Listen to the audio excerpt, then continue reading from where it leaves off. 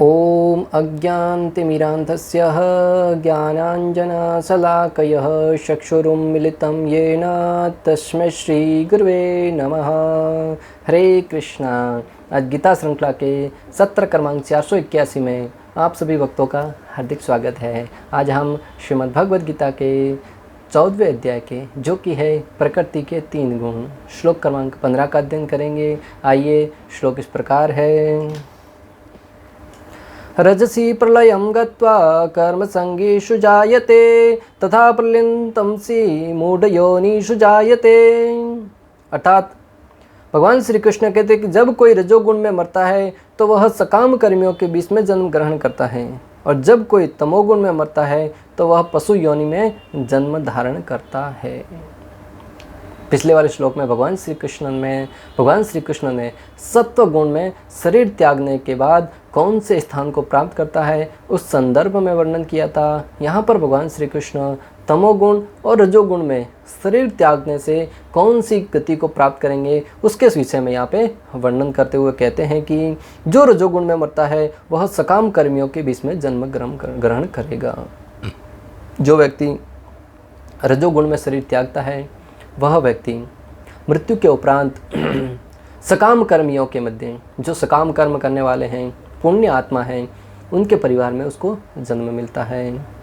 और जब कोई तमोगुण में मरता है तो वह पशु योनि में जन्म धारण करता है, और जो तमोगुण में शरीर त्यागता है वह पशु योनि में अर्थात निम्न योनियों में प्रवेश करता है। तो यहाँ पे सीधा सीधा अगर सरल भाषा में देखा जाए तो जो सत्वगुण में शरीर त्यागता है वह उच्च लोकों को जाता है, जो रजोगुण में शरीर त्यागता है वो इस मध्य लोक में रहता है, और जो तमोगुण में शरीर त्यागता है वह निम्न योनियों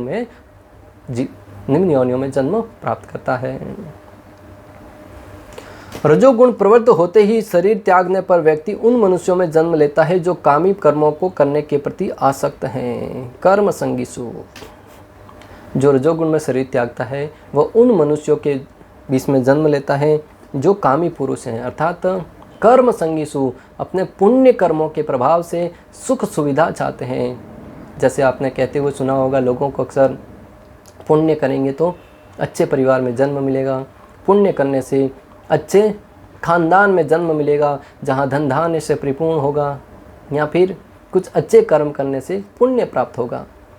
इस उद्देश्य से वो किसी जगह पे जाकर गौ माता को दान देते हैं, कबूतरों को दाना देते हैं, यहाँ फिर कुत्तों को रोटी प्रदान करते हैं, गरीबों को भोजन प्रदान करते हैं, आवश्यकता अनुसार लोगों को दान देते हैं।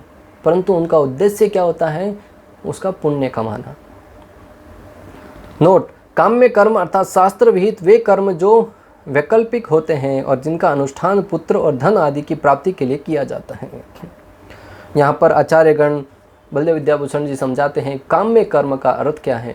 काम्य कर्म का अर्थ है वे कर्म जो शास्त्र अनुमोदित तो होते हैं परंतु वैकल्पिक होते हैं, कभी करने के लिए कि विशेष रूप से कोई अनुष्ठान करने के लिए कि उसके बदले में हमें कोई पुत्र प्राप्ति करनी हो, या कुछ धन प्राप्त करना हो, या कुछ वैभव प्राप्त करना हो, तो उसके लिए शास्त्रों में अलग से कर्म कांड की संस्तुति की गई है। जो ब्राह्मण वर्ग उस कर्मकांड के द्वारा यजमान के लिए यज्ञ करवाकर उसके बदले में उनको अनेक प्रकार के फल प्राप्त होते हैं। जैसे राजा दशरथ ने यज्ञ किया और उस यज्ञ से उनको प्रभु श्री रामचंद्र और भरत, लक्ष्मण, शत्रुघ्न जैसे उनको पुत्र प्राप्त हुए। इसी प्रकार अनेक शास्त्रों में अनेक दृष्टांत आते हैं। राजा द्रुपद ने यज्ञ के माध्यम से धृष्टद्युम्न और द्रौपदी के रूप में उनको संतान प्राप्त हुई। ये सारे के सारे वरदान प्राप्त करने के लिए कुछ वैकल्पिक यज्ञ होते थे, अनुष्ठान होते थे, जिसको करने से उसको उसका फल प्राप्त होता था। परंतु कलयुग में विशेष रूप से इन यज्ञों को कहा गया है कि हरिनाम संकीर्तन रूपी यज्ञ है, वो ही एकमात्र यज्ञ शुद्ध अवस्था में किया जा सकता है।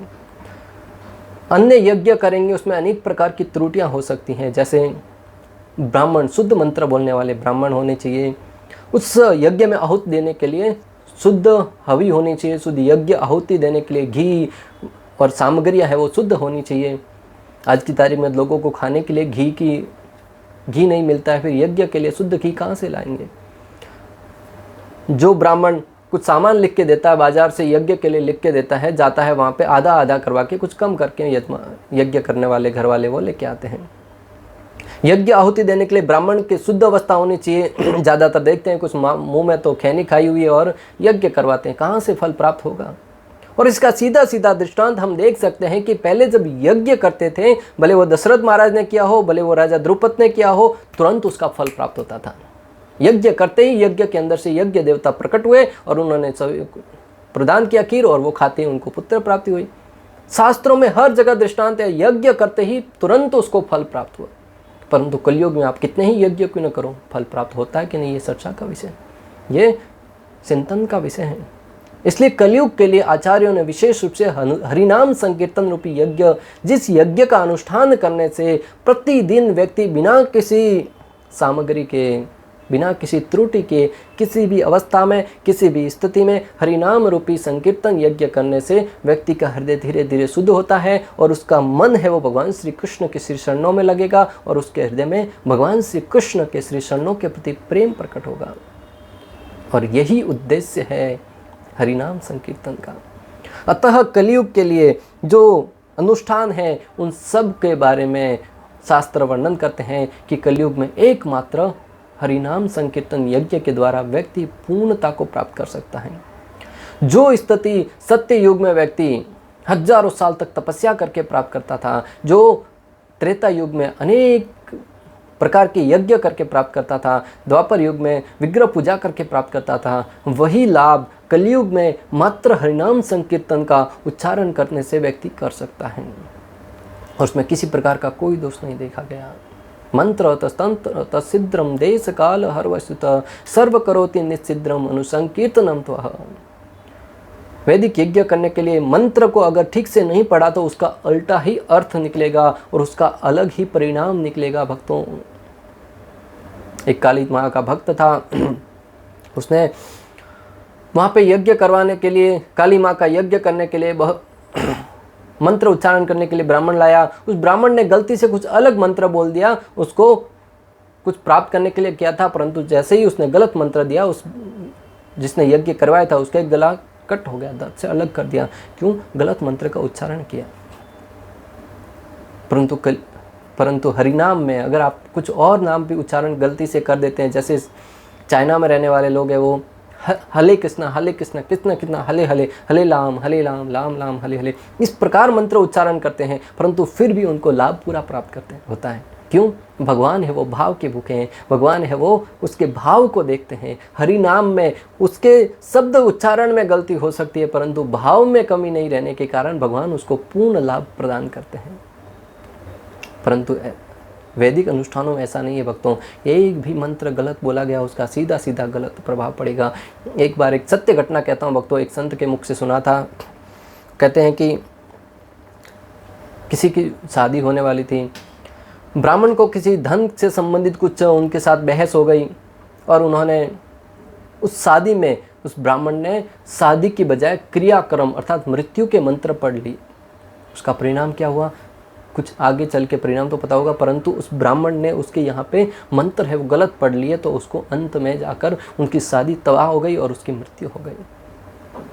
भक्तों, ये सोचने वाली बात है कि आप किस उद्देश्य से यज्ञ करवा रहे हैं, परंतु अगर उस ब्राह्मण को खुश नहीं रखा, अनेक प्रकार के अनुष्ठानों में मंत्र का उच्चारण सही नहीं हुआ, तो इसका विपरीत प्रभाव आपके ऊपर पड़ सकता है। परंतु हरिनाम संकीर्तन रूपी यज्ञ है, इसमें किसी प्रकार का कोई नियम नहीं है, आप किसी भी अवस्था में उसका जाप कर सकते हैं। तमोगुण के प्रवृत्त होने पर, मरने पर व्यक्ति पशु आदि के रूप मूढ़ योनि में जन्म लेता है, जिसे प्राप्त करके जीव मुक्त नहीं हो सकता। तमोगुण में प्रवृत्त होने के कारण, तमोगुण में प्रवृत्त होकर जो व्यक्ति शरीर त्यागता है वह मूढ़ योनिषु अर्थात निम्न योनियों में जन्म प्राप्त करता है।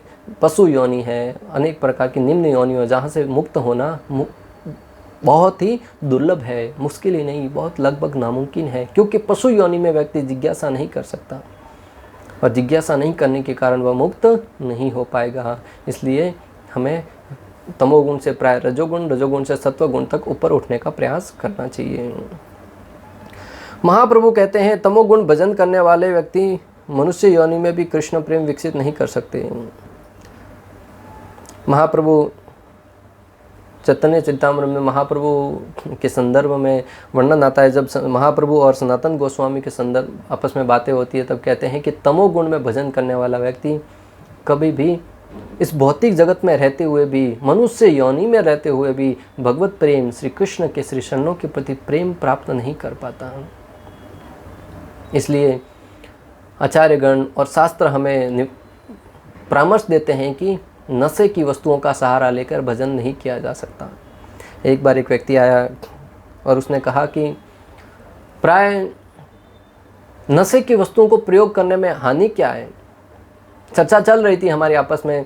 उन्होंने कहा कि नशे की वस्तुओं को प्रयोग करके भजन करने में समस्या क्या है। नशा करने के उपरांत वो किसी भी अवस्था में, भले वहाँ पर पशु आए, कोई भी आए, वो भजन में मग्न रह सकता है।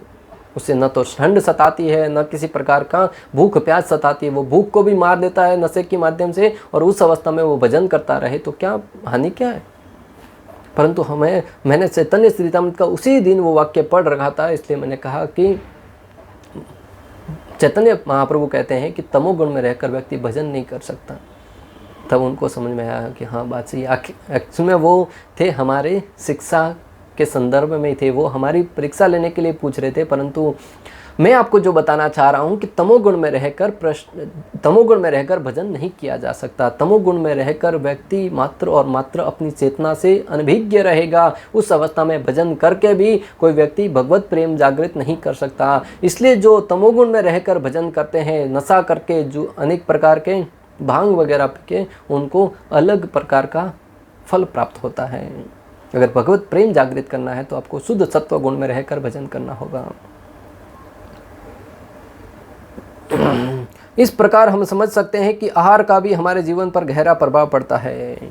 इस प्रकार भक्तों समझा जा सकता है कि आहार का प्रभाव हमारे चित्त पर बहुत गहरा पड़ता है। भक्तों, आहार की बहुत ही महत्वपूर्ण भूमिका है। शास्त्रों में छांदोग्य उपनिषद 6.26.2 में वर्णन आता है कि आहार का कितना महत्व है। आहार शुद्धो सत्व शुद्धि, सत्व शुद्धो ध्रुवा स्मृति, स्मृति लंबे सर्वग्रंथि नाम विप्र मोक्ष। अर्थात शुद्ध भोजन करने से सत्व की शुद्धि होती है, सत्व शुद्धि से बुद्धि शुद्ध और निश्चित बन जाती है। फिर पवित्र एवं निश्चय बुद्धि से मुक्ति भी सुगमता से प्राप्त हो सकती है। अब आज हम कौन सा आहार ग्रहण करते हैं, ये भी हमारे चित्त वृत्ति के लिए बहुत महत्वपूर्ण बात है।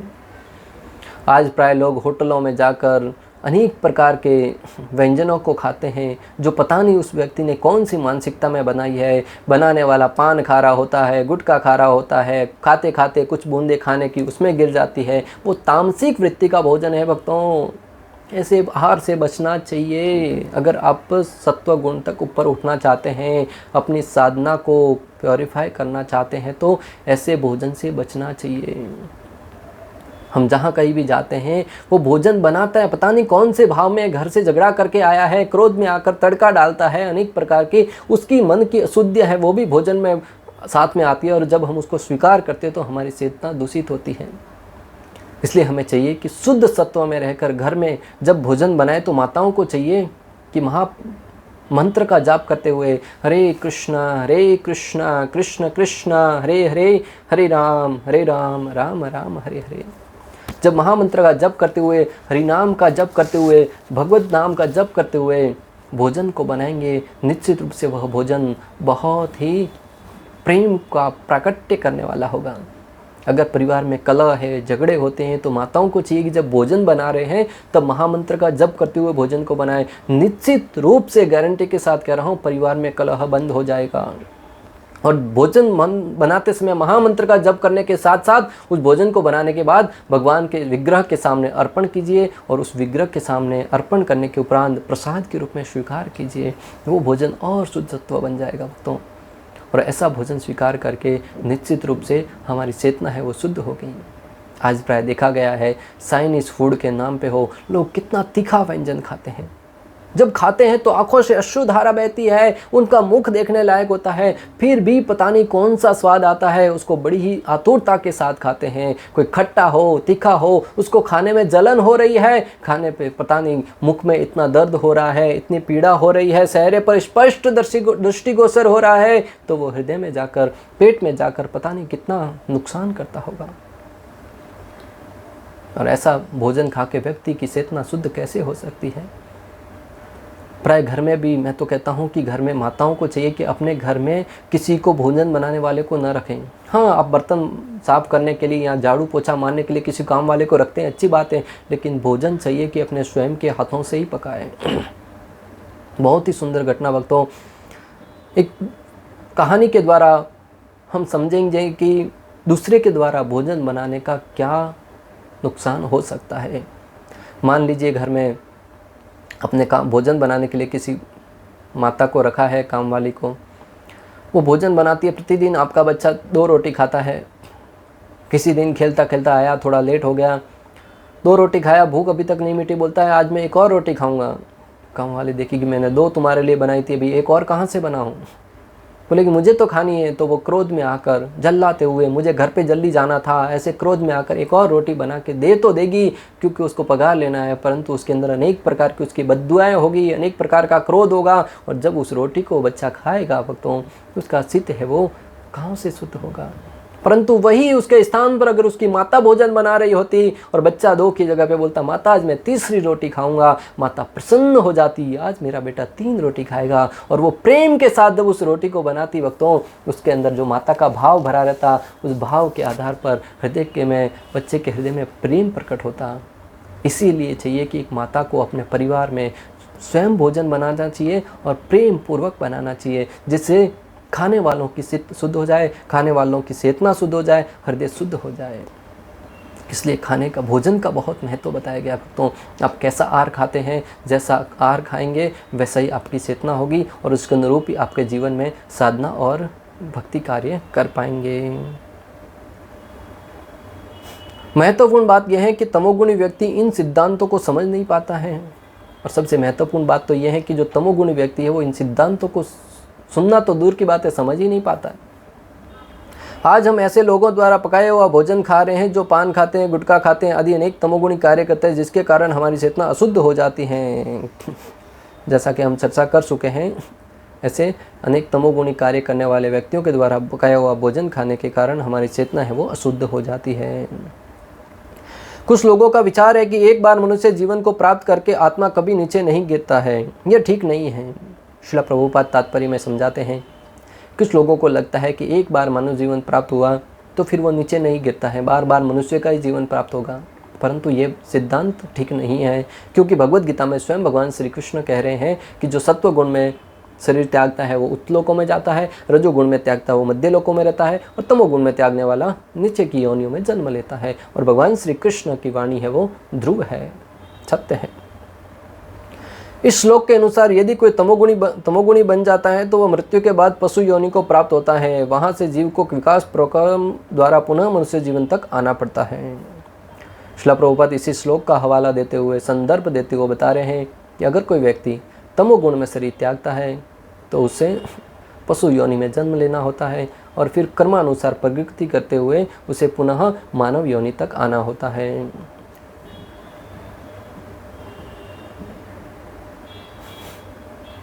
अतएव जो लोग मनुष्य जीवन के विषय में सचमुच चिंतित है उन्हें सतोगुणी बनना चाहिए और अच्छी संगति में रहकर गुणों को लांघ कर कृष्ण भावनामृत में स्थित होना चाहिए।